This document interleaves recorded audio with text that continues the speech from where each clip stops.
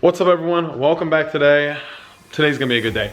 So first thing we have to start off with, we are doing a POV video. We're gonna show you the full-on driving experience of my 2020 C8. But today we had already plans lined up. The car's all cleaned up, ready to go. We were supposed to run the car the drag strip, and the cops, I guess, from what I heard, they shut it down and they were like, no one can be racing at the track. I don't know why. Whatever, I don't care.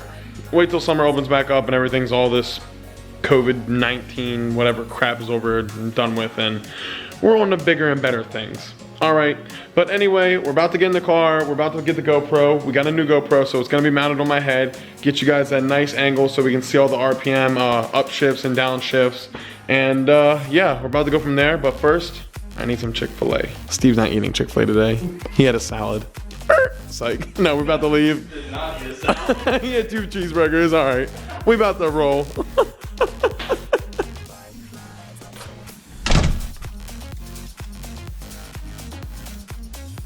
Let's roll.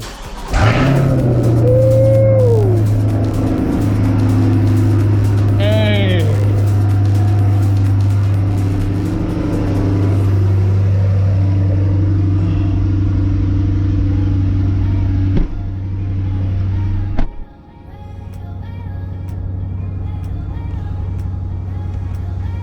All right, guys, we are out. Rats are looking clean. We are on the road to do a little driving experience of my 2020 C8 and see how everyone likes it. So when you get yours, you're gonna know what you're in for.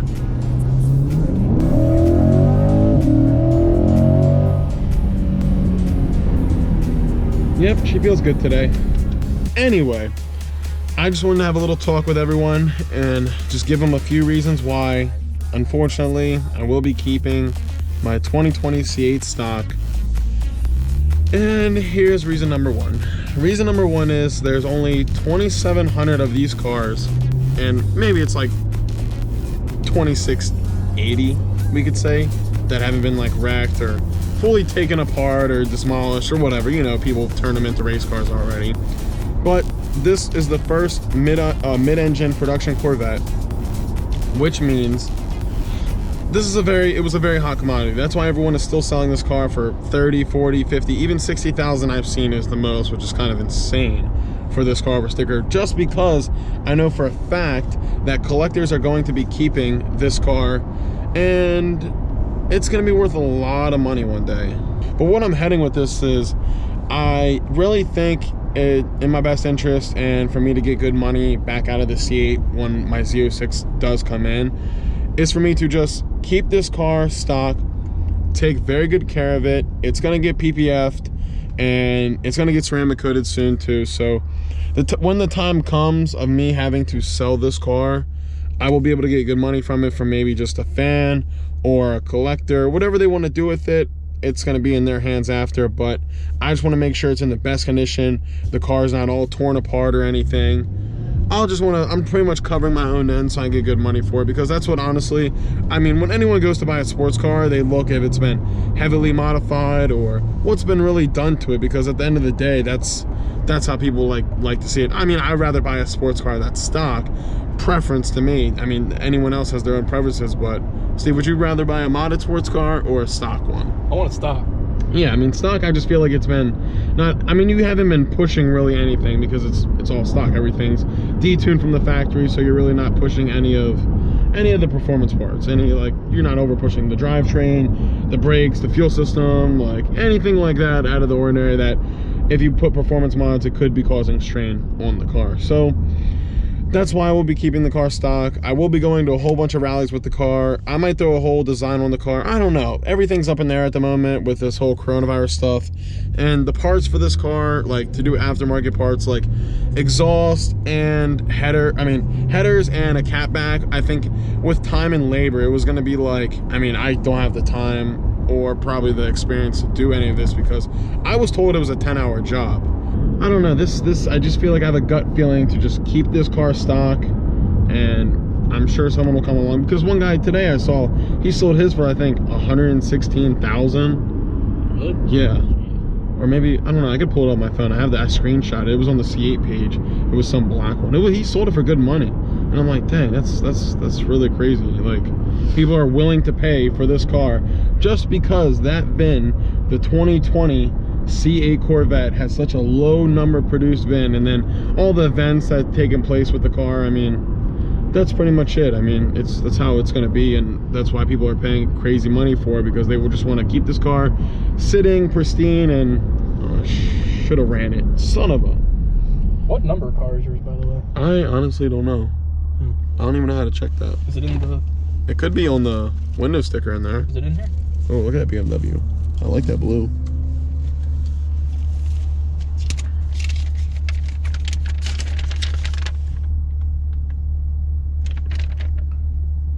$26.30. You're one of the last ones to roll off the line then. Oh my god. Because if I'm correct, the 0 indicate... The last 4 digits should indicate what number it is. If someone knows, actually comment down below, because I really want to know. Because if there's only 2,800 built and you're 2630, you're one of the last ones to roll off the line. That's pretty crazy to think about. 70 more behind me. 70 or 170 more. Yeah. That's pretty wild. Dude, that's pretty crazy. Well, if anyone actually knows that and what those numbers mean, I hope Steve is right, because that'd be a pretty cool. My car was one of the last ones, hopefully. In a lot of situations, that's how I've come to know VIN numbers, is that the last few numbers of the VIN is what the number, because there was a 0 before that. Yeah. If there was 100,000, I'm sorry, if there were 10,000 built, then that 0 would have been a 1. True. What can I get for you? It's like a BLT sandwich or something. Rose Club. Yeah, can I get that? The meal? Please. If you've never tried their sauce for their BLT, it is flame. Nothing like stuffing a C8 through a Chick-fil-A drive-thru. Last time I almost dropped the drink when they were giving me for that little basket. I would have cried laughing. You'd be like, damn it, Jay. The lady was laughing because I was trying to like lean out of this, and I was like, oh god, I can't reach. Thank you. Gracias. You too. Well, if there's one thing for sure is that the C8 fits a large sweet tea nicely. Yeah, it does. All right, guys, we're almost towards the little back roads that I like. I've only been back there a couple times with the Corvette, and it was a good time. There's really nice, like, fresh paved roads, but yeah. So right over here is where you put the car in manual mode. That's what the M stands for. And then you'll get on the track part. This is like the track face stage, so it's all driver oriented. And we'll go to, I'm in 7th gear obviously right now, and then that little M right next to it, I don't know if you'll be able to see that, and then it's pretty much all paddle shifters from here, and you can see how pretty responsive and quick it is.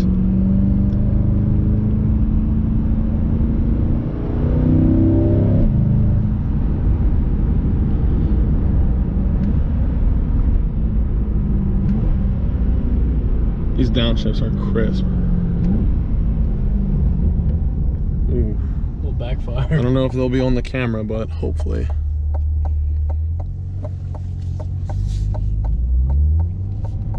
One thing I don't like is when you're taking a sharp turn, it's hard to like get to the paddle shifter. You just have to let the steering wheel come back real quick. This car, it blows me away every time I get in it, to be honest. I mean, it's like nothing I've ever driven before. For the price you pay, it's a lot of car, guys, I'm gonna be honest. And it almost is like, the car, you know what it's gonna do and how it's gonna react. It almost feels like super balanced. Hasta la vista, people.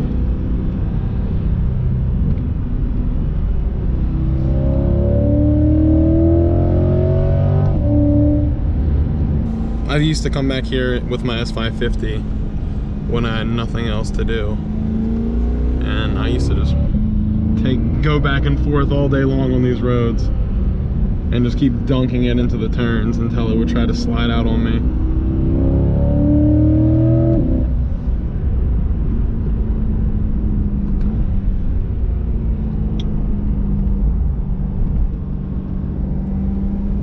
I usually never go past here, but screw it. Let's see what's back here.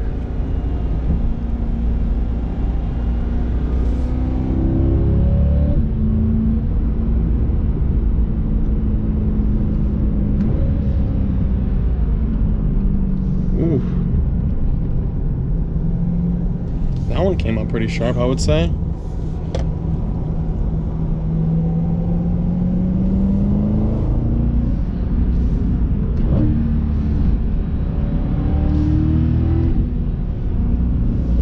Yeah, guys. I'm pretty speechless when I'm driving this car on these back roads. The way it just dives in the corners and just takes them. And I'm like, when you're taking the turn, it doesn't feel, even Steve mentions that all the time. He's like, how fast were we going? And then I tell him the speed. He's like, there's no way. It just don't feel like we're going that fast. Well, it's like, dude, when you're taking these turns at a decent speed, I'm not scared. Yeah, like, it's just planted. You trust it. I don't remember a time that we lost traction and I was worried. That's the thing. Anyone that's overlooking the C8 really needs to open their eyes, because they have no idea what they're talking about until they've actually been in one. Yeah, I've seen a lot of C7 guys who are like, oh, they ruined the generation of the Corvette, but like, I drove a C7, like, not hating on them. Like, they're nice cars, they look like really good. Oh, I love the look of like a Z06 and a Grand Sport, the way that the fenders are haunched out. Yeah. It looks good. Oh yeah, they're beautiful cars, but from driving a C7 to this, I honestly don't even know how they have the same name. After being in this, I would not buy a C7. No. Like, no. and I like the C7s a pretty good bit, but just feeling the way this handles, I mean, and people say that 495 horsepower may not be a lot. It's like, well, for some people it is, but for me, I'm sorry, for some people it isn't, but for me, like, 500 horsepower is a lot of horsepower, because I haven't been in that many fast cars. But when the Z06 comes out, it's like, if I had to guess, they're probably going to have that thing pushing 700 horsepower from the factory. Oh yeah.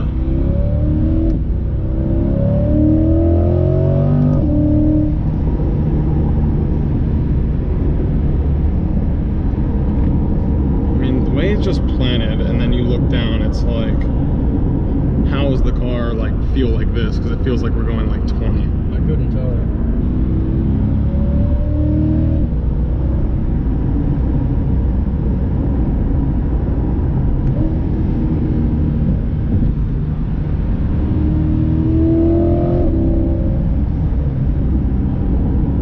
I just love upshifting and downshifting in this car. The sounds that it makes is just like, and the little pop, pop, pop, pop, pop from the exhaust. I mean, dude, being in this car, like, you know me, I'm a big Ford guy, I'm a big Mustang guy, but like, after being in this and experiencing it, You can't hate on it. I don't hate on it, and it makes me want to buy one in the future. Like, Yeah. maybe in I don't know how long it would be, but however many years it would be until I would be in the market looking for like a nice used one, I would definitely pick one of these up. Yeah. And how tall are you? So like, let everyone know how Like, you fit in the car. I'm 6'2", I'm 250 some pounds, and I'm snug. I don't know how it would do in like the competition seats, Yeah. but I'm comfortable. Like, headroom, I got like I would say, yeah, 3 to 4 inches. Yeah, solid. like, I'm fine. Like, I'm comfortable, and I mean, like, I have to have the seat all the way back to have like a decent amount of leg room, but that's why they give you all that space. I mean, I'd say if you're maybe like 6'5", 6'6", you're probably not gonna have a good time. Yeah, I mean, all the Corvettes are generally tight and small and driver oriented. I don't know if that noise is gonna pick it up on the camera. That little pop, pop, pop, pop, pop. Sounds so good. All right, guys, we just like pretty much ended the drive. We went and filled up some gas, had to get the car pretty much ready for the weekend. It's actually, if everyone was wondering, with me driving it pretty hard, you guys saw how I was driving it, and just me filling up, I'm at 395 right now. It was pretty much at 400. I think it was like 399 around there right after fill up, and I didn't even stuff it to the extreme. Like, as soon as it clicked, I was just like, boom, whatever, done. So 400 miles in a sports car is actually really good on gas. But there was another thing I wanted to say. A lot of people were asking me, how did I get my C8 if I didn't order it? Okay, so here's the story. My truck, my F-150 has a catch can on them, and I was just making sure nothing went wrong on them. So my dad's friend Bob, he came to pick up the catch cans we took off the truck, so he could send them to the owner or whoever at UPR that was going to look at them, just make sure they were perfect. And he came by, and I told him I was looking for a C8, and I was like, I don't know if you know anyone, but I'm definitely like trying to get one. He's like, yeah, actually my buddy owns a dealer, and I've been good friends with him for a long time. So I was like, shoot, can you ask him and see if they have a C8 available? Like, I would really like to get one. Like, this is a very hot commodity, and I knew it was a long shot. I mean, I called at the time, I probably called over 40 plus dealers. At this time, I pretty much just gave up at looking, guys. I'm not even gonna lie. I wouldn't even be here right now if I just didn't ask Bob, which was kind of crazy. And right before he was getting back in the truck, he was like, by the way, Jake, what color would you want if you had a preference? I'm like, I mean, I'm not gonna be picky, but I would want a white one with red interior. That's like one of my favorite specs of this car. And he's like, all right, let me call the owner of the dealer, let me call my buddy and see what they have. Maybe they have one in Root or something. He called me back probably like 20 minutes later. He's like, they got one. He's like, you're not gonna believe this. He's like, I kinda got goosebumps when they told me. It's a white C8 with a red interior. And I was like, no way, stop lying. And he's like, no, I'm serious. And I was like, can you get me the numbers on it to see how much of it is? Because I really, you know, honestly, my max, I didn't want to pay more than 5K over sticker. Like, that was the absolute limit. I already stretched, my budget is stretched. I went on a limb to purchase this car, and I'm coming off a lot of money each month to keep this car, but it is worth it because this was my opportunity for YouTube, to make YouTube videos, because it's what I love to do, and I appreciate everyone watching all the time. And it just really makes me happy doing videos for everyone, and they enjoy watching them, and me like racing the C8 and doing some fun stuff with it. And I really appreciate everyone for coming back and watching. But that was my goal, to get a car that everyone wanted to see, so I can start making videos with, and I can just be like one of the main people on YouTube pumping out content for the C8. And I would say I'm good. I'm pretty good up there, I would say. What do you think, Steve? We're in that boat. I'd say so. There's not a whole lot of channels with a C8 Corvette. Yeah, that's what I'm saying. Like, there's Speed Phenomenon, Stradman, and Street Speed 717. TJ Hunt too. But those guys are like all huge guys. Like, they've been doing YouTube for a long time. Oh yeah. So I could pretty much say, out of the four, I'm like the fifth one, but I'm probably on the lowest bracket of like views and obviously thing. But I just started, so in time my channel will grow. I have a lot of good fans that I see always keep coming back, and I thank you guys for coming back and watching my videos and always commenting. I love the comments. I always try to reply to all of them.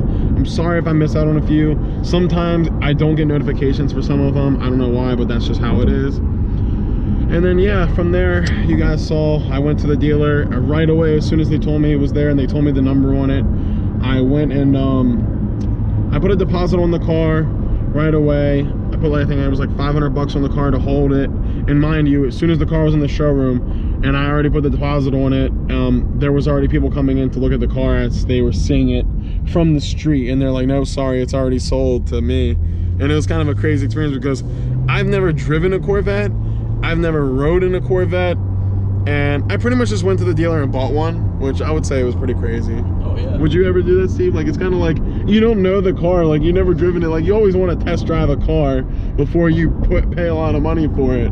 Yeah, I mean, the way I think of it is, the way that it worked, you got a car without ordering it, and meanwhile there were people that had a car on order that still don't have theirs. Yeah. But meanwhile, like, because didn't you say that the dealer said, yeah, Chevy just said that we are getting another Corvette.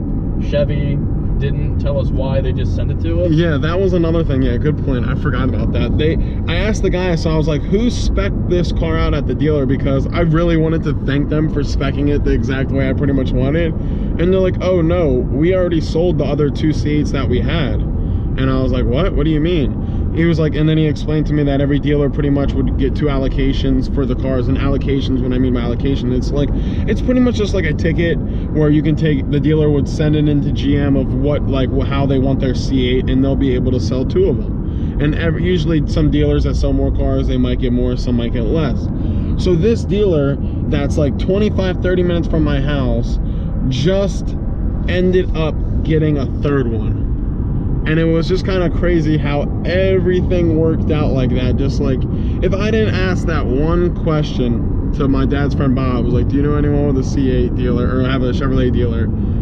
I wouldn't be sitting here with Steve, and we wouldn't be making videos, and I wouldn't have made anything. Like, I probably would have been still twiddling my thumbs on cars.com and messaging people on Facebook trying to find one of these. You might have been looking for an S550 at that point. Yeah, honestly, or a GT500, but I'm honestly really glad I got the C8 because it's just like, it's a road warrior. I mean, I don't know what other way to put it. I mean, it's a beast. The only thing that I can think of with the reason why they got the car is someone that ordered it must have, like, the car must have been built, but then they just called GM, and because of the whole situation in the world going on, they probably were just like, yeah, I can't do it. That's what I thought too. That was a good point you made, because I said, did someone order this car and back out? And they told me no. They said they received a call from GM, from what one of the sales guys told me, my sales guy. He said they received a call from GM. They said, we are sending you guys another C8. And they asked them, they're like, they didn't know, they didn't have any information on the car until the car arrived at the dealer. They didn't know the spec, they didn't know what it was, they didn't know if it was pink, purple, orange, they didn't know anything. Nothing. They just knew they were getting another C8, and it happened to be the exact spec I wanted. And I don't know, guys, to me that's a crazy story. Life works in mysterious ways, and I'm truly blessed to have the opportunity. My parents put me in an opportunity to be able to buy this car, set me on the right path, kept all my things straight in life, and I've been putting my money in the right places to be able to obtain a car like this at my age. And I mean, it's kind of crazy. I mean, some people were like, that's insane for you buying a car, but in life, you have opportunities that are going to cross in front of you, and sometimes you just got to say, screw it, let's take the chance and gamble for the best. Because I'm young, I don't have a family, I don't have like extreme amount of bills to pay. I got car payments and insurance and gas, etc., food, like the simple stuff. Like, you guys know, I'm not paying a house payment, I'm not paying house insurance. Like, there's so many other things I could be paying if I was living by myself. But if I was living by myself and had my own house, there's no way I'd be able to afford this car. I'll tell you guys that right now. I'd have zero chance of owning this car if I owned a house.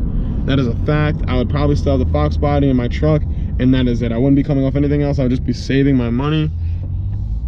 But just to let you guys know, if you ever get an opportunity where you think you can thrive in something and do good with something, just please just take it, because you never know what life is going to take you or what's going to happen. Because I met the Dobre brothers, I met Derek Brand Productions, I met so many cool people just from buying this car. And I mean, how does things work out like this? It's kind of insane. I mean, I had goosebumps the whole time at the dealer because this felt fake. Like, I pretty much bought an American supercar, and that's the way it feels. And I just want to thank everyone for watching my videos, and please stay with me and Steve along for this journey. We're gonna get big, we're gonna take it to the top. I feel it, and me and Steve both have. We're not gonna stop until we get to where we want, until this becomes a full-time thing for us. We're still working full-time on the side right now, and if anyone looking for a good man to hire Steve. He needs some extra work too. Recent college graduate. Yeah, he's got a degree, so hook him up. But anyway, guys, that's gonna wrap up today's video. I really do appreciate everyone coming back, watching. Thank you if you stayed to the end. Bless you, and please subscribe. 85% of you are not subscribed, so that would be a huge favor. And subscribe, and let's just keep growing and making things happen and doing some fun stuff with the sea, guys. All right, guys, I'm out. Peace. Steve's out. Later, Tater. All right, guys, we'll talk to you later. Peace.